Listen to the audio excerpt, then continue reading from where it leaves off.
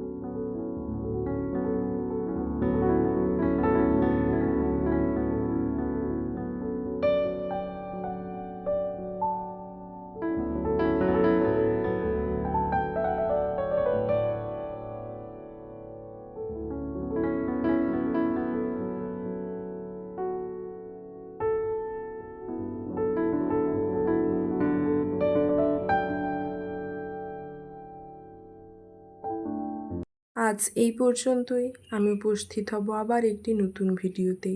সৃষ্টিকর্তার কাছে প্রার্থনা করি আপনারা সকলেই ভালো থাকুন, সুস্থ থাকুন।